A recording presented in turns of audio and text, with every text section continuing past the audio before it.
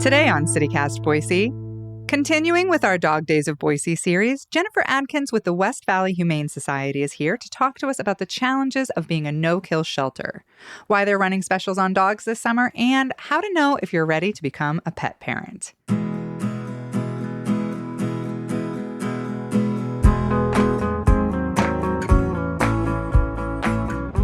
It's Thursday, August 3rd. I'm Emma Arnold, and this is what Boise's talking about.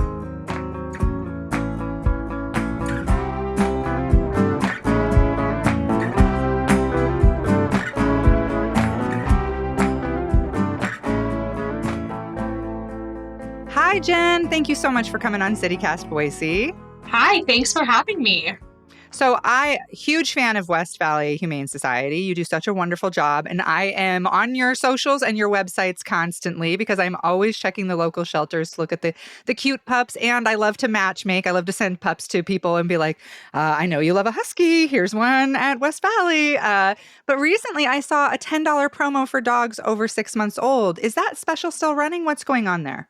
We actually ended that promo last week. We tend to get pretty full in the summer. And that was definitely one of the reasons that prompted us to run that $10 special, just to see if we could get some more interest in our dogs, to help get dogs adopted a little bit more quickly, to make room for the influx of dogs coming in. So, because you're a no-kill shelter, which means unless an animal is in extremely poor health or something, you guys don't euthanize when you're full, then that's so great. But I imagine that does make it hard to keep up with the dogs that need care. It does, especially in the summer months. So, like you said, we're no kill, which means over 90% of the dogs and cats that come into our facility have a live outcome. So they either get transferred out to another rescue, they get adopted, or they get reunited with their original owners. But summertime for shelters is a really, really busy time. We also see lots of puppies being born, being brought in, puppies that were from breeders that couldn't sell the puppies. So sometimes we'll get like the leftover puppies from the litter. Oh. Yeah. So, and they're perfectly wonderful dogs, and perfectly adoptable. So of course we want to take those dogs in that aren't, getting the resources that they need. And of course strays, and try to reunite, stray dogs with their owners. So we also try to remove barriers for adoption as much as possible. So sometimes cost of adoption, can be a barrier for families. So we try to run promotions for folks to give everybody an opportunity to come and adopt from us. So you also have a scheduling system for people to meet dogs, which I think is great, but I know I've heard some people complain about. That's where you sign up to visit with a specific dog instead of just going in and meeting every dog. Why do you do that? It was really kind of born out of COVID times. So we had less staff on site at first and fewer dogs coming in. So we kind of switched to an appointment system to just kind of keep in check with that. But what we found was actually higher adoption rates. We found that we had lower return rates. So kind of that buyer's remorse a little bit. We saw less of that. And we saw less disease and stress in our dog population. So when we don't have people walking through the kennels continuously, our dogs are less stressed out. Adopters had a little bit more time one-on-one with the dogs that they were particularly interested in and get to know them a little bit better before adopting. And so those adoptions stuck. And our staff was able to spend a little bit more time matchmaking with people that were interested in dogs. So we always are like open to, suggesting different dogs. If we feel like maybe it's not a good fit with a particular dog, we will often say, hey, we have this other dog that you might be interested in too. So we really try to take that time to matchmake with folks. Well, I love it. And from my own experience, we went to meet a dog that it was a puppy. And I felt like because of the scheduling and the one-on-one, we were able to really see the personality of the puppy instead of it being maybe sort of, touched out. You know what I mean? Like capacity. Yeah. I really appreciated the one-on-one care that the dog and us as pet owners received there too. So you've been kind of at or near capacity these days, and you've been taking on just about as many dogs as you can. Is that a normal summer thing, or is something else this year different? It's A little bit of both. I think it's just a busy year. COVID really put a wrench in animal sheltering. It changed kind of the course of animal sheltering. So lots of shelters across the country had to change their operations, change the way that they were managing intake coming into the facility. And so I think we're still kind of recovering from that. But also on the flip side, it's summer. And anybody that's been in animal sheltering for a little bit will tell you summer is just a chaotic, busy time for most shelters across the country. So if someone's listening and they want to adopt, but they're not sure, like, oh, am I ready for this giant responsibility of being a dog owner? Like, what would you say to folks what should they do to assess whether or not they're ready? Like, what boxes should they tick before they go ahead and do it? Gosh, are you ever really ready to add a family member? I mean, No. it's the same thing with babies. Like, Yeah. people are like, oh, I don't know if I'm ready. And it's like, I don't think you're ever really ready to add a new family member. But I think volunteering is really great. But I always encourage people to just keep an eye on our social media pages, keep an eye on our website for those adoptable animals. And if somebody catches your eye, put in an application. There's no harm in at least coming down and meeting with a couple of animals that you might be interested in. And it won't hurt our feelings if you're like, oh, this just isn't right. This isn't the right time. It's not a good fit.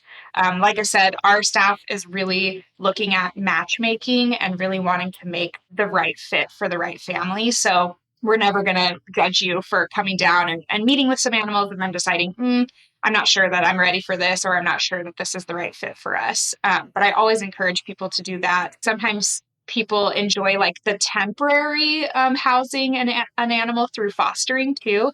And fosters are something that we desperately need, especially in the summer months when we have more of those underage puppies and kittens that aren't quite ready for adoption. We have lots of opportunities for people to kind of get their feet wet without the long-term commitment of actually adopting. My husband is just about to find out we're going to be fostering puppies. So everyone say a little prayer for him because I didn't know that was an option. And Yeah. oh my gosh. Yeah. We're always in need of fosters for puppies and kittens. So I encourage you, fill out an application. We'll get you rocking and rolling, and we make sure that you have all the supplies you need, all the education on how to take care of them. It's really a great way for us to get them out of the shelter because we can't provide that 24-hour care here in the facility. So we really rely on foster parents to kind of step in and help us with those animals. Okay, well, let's get some info about some dogs that are at the shelter right now. If people are ready to take on that responsibility, what are some dogs people should check out? Gosh, we have so many great dogs. I will kind of give people a teaser. We did have some golden doodle puppies dropped off last week. They all were adopted. So those ones are gone, but we do have another litter up and coming. So I'm giving a sneak peek of that. But we have some really great dogs. One that's been with us for quite a while is Pelican. Pelican. Okay, I've been watching this dog for like 2 months, right? He's been there a while. Yeah, he came in on you are actually almost exactly on the money. Tomorrow it will be exactly 2 months. He is a 2.5-year-old Australian cattle dog mix. He's 68 pounds, so he's a big boy. And he's really a great dog.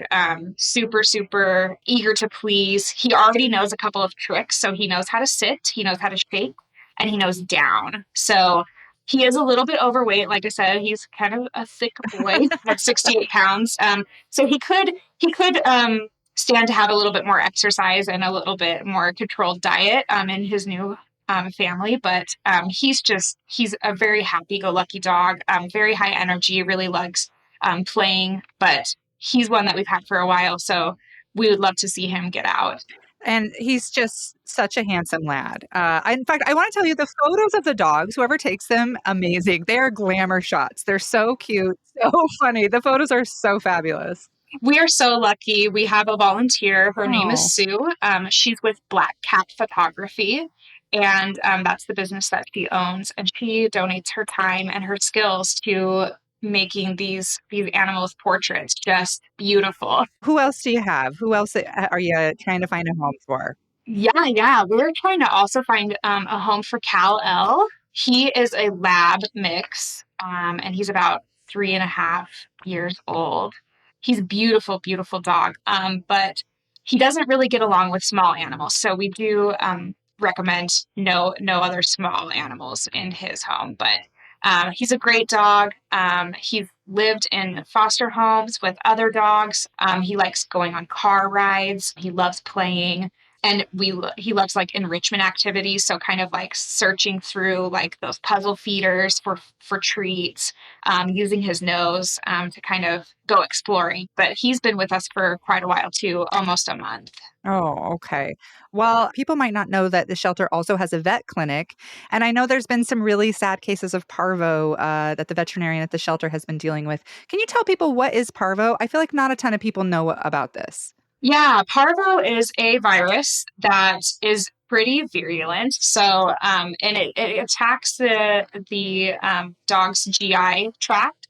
So it causes severe dehydration and malnutrition because they can't keep enough nutrients in them because it goes straight out of them. And it can be deadly. Is that right? It can be very deadly. So sometimes, even with aggressive treatment, it can have, a mortality rate of up to 50%. Oh, So it mostly affects puppies or older dogs with, lowered immune systems. So puppies, especially because they have those immature immune systems. And once they are separated from their mom and are no longer nursing, they're not getting antibodies from their mom. We recommend that as much as it's so much fun to take your new puppy around to dog parks and to, social gatherings to show them off.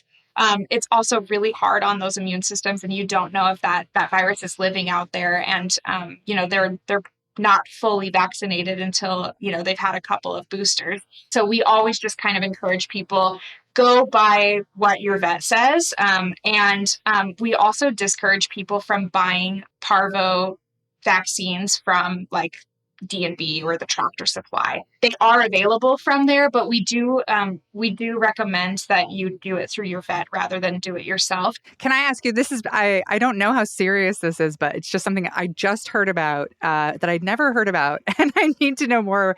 Dogs can get a swimmer's tail. Can you tell me what that is, and should we be worried? Swimmer's tail is when a dog kind of overdoes it, usually by swimming in either a lake or a river. It's Wow. basically from overdoing it. So they get too rambunctious in the water, and it causes injury to their tail. Over the years, I've seen people come in, they're like, oh my gosh, I don't know what happened, but I think my dog either broke his tail or broke his back because his tail is literally just hanging there, and he can't move it. And you'll do x-rays and the whole 9 yards and figure out that it's just like a muscle strain. So, so some dogs tend to kind of overdo it, with their summer activities. It's not something to necessarily like worry about, but it's something to be aware of. That's not to say don't take them into the vet. They absolutely should go into the vet to have it evaluated. They can sometimes be put on, steroids or anti-inflammatories to kind of help bring down some of that inflammation and soreness, and just rest up and get through that.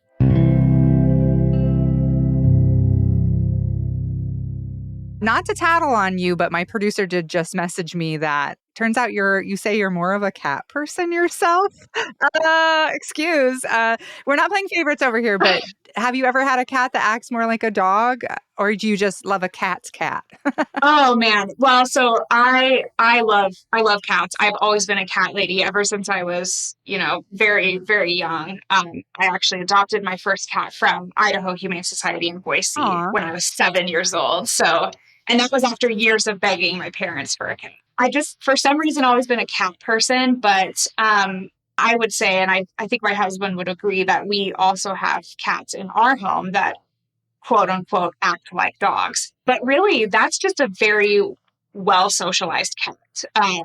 I think the misconception with cats is that they're aloof and kind of not friendly and just kind of stick to themselves. But a well socialized cat is going to be a friendly cat and cuddly and just as responsive. I know in my home we have cats that are like obnoxiously friendly. I want to be like in your business, in your lap. We'll talk to you. We'll want pets and attention all the time. So lots of cats are very friendly and socialized and will act more like a dog. Good reminder for people who are listening who are like, well, I'm not actually a dog person, that you have tons of gorgeous. I always look at the cats too, even though I'm allergic and I can't have one. I love cats also. Well, this series we're doing, the Dog Days of Boise, is all about whether or not the Treasure Valley is a good place for dogs. And I know other states send their dogs to go up for adoption at shelters here, which tells me that we really are a very dog friendly culture. What do you think? Oh, yes, absolutely. Our adoption rates are higher than a lot of shelters throughout the country. Lots of shelters from like Texas, California, Louisiana, they love to send their dogs to us because they get adopted quickly here. The Treasure Valley and Idaho in general is certainly a very dog-friendly community. I think we have a lot of dog-friendly housing options for people. And I think that's going to continue to get better as the industry is kind of moving in that direction. Getting rid of those bully breed restrictions for places will help with that too. Affordable housing and kind of opening up options for people with dogs in their homes, I think will continue to help that. But it's a very dog friendly area to live in. I know there's lots of dog friendly places for people to go, lots of dog parks, lots of, breweries that have the open patios for pets too. So I think we'll continue to see that trend in that direction. Well, anything else you want to add? This has been such a great conversation. I could sit and talk dogs with you all day. Oh, thank you. Well, I could too. I mean, this is like what I love to do is talk about dogs and cats all day. But I think just, getting the word out that even if we're out of sight and out of mind, like we still always need help. So anyone that's, wanting to help, adoption is not the only answer. There's lots of other ways to support us or other animal shelters or rescues in your area. So you can always donate. We're always in need of both, monetary donations, but also in-kind donations. So supplies, especially in the summer months, getting things like puppy and kitten formula, blankets, bottles, puppy food, kitten food, those types of things can be really, really helpful. Donating your time, so either coming in and volunteering, and we have lots of job opportunities for volunteers, so it's not just cleaning kennels or just doing dishes. We also have a lot of things like walking dogs or reading to the cats, or sometimes we have like offhand things too, people that don't feel comfortable being interactive with the animals themselves. We still have opportunities like, folding laundry or building enrichment treats and activities for our animals. So lots of opportunities there. Donating your time or your home to an animal in need by fostering is another great way to help support us. So, and just getting the word out. So sharing, continuing to look at our social media, share our social media posts with your friends and family. Because like you said, you never know when somebody might be looking for that perfect fit. All right, Jen, thank you so much for coming on. And we just love you and we love West Valley and everything you do. Thank you so much for supporting the pets in our community. Thank you.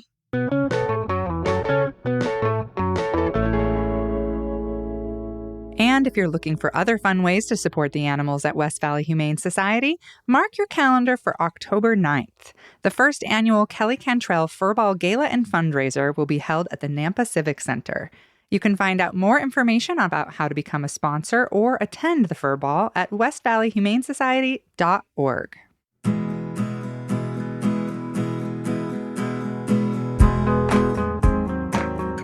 That's all for today here on CityCast Boise. If you enjoyed the show, send us a photo of your dog. We're featuring the dogs of Boise in our Hey Boise newsletter and on our website all month long, and we'd love to meet your pup. Send them to boise@citycast.fm. We'll be back tomorrow morning with your weekly news roundup. Bye!